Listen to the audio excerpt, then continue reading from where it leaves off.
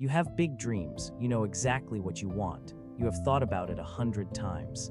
Planned it, imagined it, felt the excitement of it in your chest, and then you opened your phone, watched videos, did nothing, and told yourself, I'm just lazy. But what if that's not true? What if laziness is not your problem? What if the real problem, the one hiding underneath, is something much deeper? Fear. This is the story of Ryan.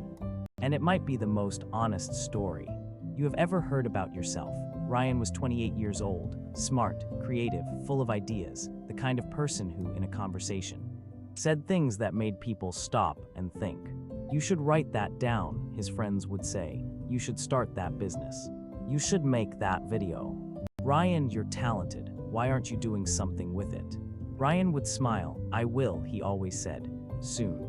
I'm just not ready yet. But soon never came. Days turned to weeks. Weeks turned to months. Months turned to years. And Ryan's ideas, brilliant, exciting, full of potential, stayed exactly where they had always been, inside his head. Safe, untested, perfect, because an idea inside your head can never fail, it can never be criticized, never be rejected, never be judged, inside your head. Every idea is a masterpiece. The moment you put it into the world, it becomes something that can be broken, and Ryan, without ever saying it out loud, had decided that the risk was too great. He called himself lazy. His family called him lazy. His friends gently, lovingly called him lazy, and Ryan accepted that label because lazy was easier to live with than the truth lazy meant. I could do it if I tried. What the truth meant, I am terrified to try, because what if I try and discover that I'm not as good as I hoped? His older brother Carl was the opposite. Carl had started 3 businesses, 2 had failed, 1 was growing slowly. Ryan watched Carl work, the long hours, the setbacks, the public failures, and felt something complicated, admiration, and something else, something he didn't want to name. One evening Carl said to him, Ryan, when are you going to start? What? Start what? Ryan said. Anything, Carl said simply. You've been getting ready to start. For 5 years at some point. Getting ready is the procrastination. Ryan laughed, but that night, he couldn't sleep because Carl was right. And Ryan knew it. He had always known it. The moment of truth came unexpectedly. Ryan's company announced an internal competition. Employees could submit ideas for a new product line.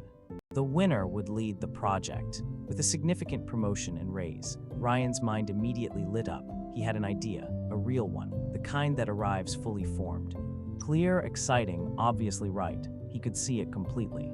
The concept, the design, the market, he could see it working. He went home that evening and opened his laptop. He was going to write it up, submit it, finally do something. He stared at the blank document. And then, the voices started, not from outside, from inside. What if it's not as good as you think? What if someone else has a better idea? What if you submit it and everyone sees it, and it fails? And then they all know that you are not as smart as they thought. What if you try, and the trying proves that you were never good enough to begin with? Ryan closed the laptop. He told himself he would work on it tomorrow, when he was more focused, when the timing was better, when he felt more ready. Tomorrow came, he opened the laptop. The voices came back louder. He closed it again.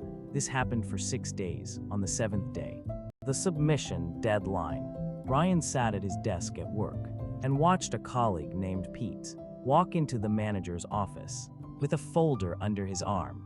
Pete was not the smartest person in the office. Ryan knew this, everyone knew this, but Pete had something Ryan didn't. He had submitted 2 weeks later. Pete won the competition. Ryan sat in the meeting room, listening to Pete present the idea. An idea that was good, but not as good as Ryan's, and felt something he had no words for, not jealousy exactly, something worse, regret. The specific, suffocating regret of knowing exactly what you were capable of and choosing not to try. He went home that evening and sat in the dark, and for the first time, he stopped lying to himself. He said it out loud to no one. To the empty room, I am not lazy, I am scared. The words hung in the air, strange, true, terrifying. He thought about what he was actually afraid of, not failure itself. He had failed small things before, a test, a game, a minor project. Those failures hadn't destroyed him. What he was afraid of was something more specific. He was afraid of trying his hardest and still failing. Because if you don't try, you can always tell yourself, I could have done it if I wanted to. That story protects you. It keeps the dream alive. It keeps the possibility open. But if you try, if you give everything, and it still doesn't work, then you have no story left, no protection, no possibility, just the naked, terrifying truth of your own limitations. And Ryan realized he had been protecting a dream. By never testing it, he had been keeping hope alive. By never giving it a chance to die, but also by never giving it a chance to live. He thought about a seed. A seed sitting in a packet is perfectly safe. It will never rot in bad soil. It will never be eaten by birds. It will never struggle through concrete toward a sun it cannot see, but it will also never become anything. A seed only fulfills its purpose when it is placed in the ground, in the dark, in the uncertainty, and trusted to grow. Ryan had been a seed, sitting in a packet. For 5 years, safe, comfortable, becoming nothing, he opened his laptop. Not to submit anything, the deadline had passed, but to write, just to write, his idea, his vision, his plan, all of it exactly as he saw it in his mind. He wrote for 3 hours, and when he finished, he read it back, and it was good. Not perfect, but genuinely, honestly, good, and something cracked open in his chest. Not pain, possibility. The next morning, Ryan did something small. He sent the document to Carl, no explanation. Just tell me what you think, honestly. Carl called him an hour later. Ryan, he said, this is really good. Why didn't you submit this? I was scared, Ryan said, for the first time. He said it to another person. Not, I wasn't ready. Not, the timing wasn't right. I was scared. Silence on the other end. Then Carl said, quietly, without judgment, I know, I'm scared every time too, every single time. Ryan paused, but you do it anyway, he said. Yes, Carl said, because I figured something out. The fear doesn't go away when you're ready. The fear goes away when you move, not before, after.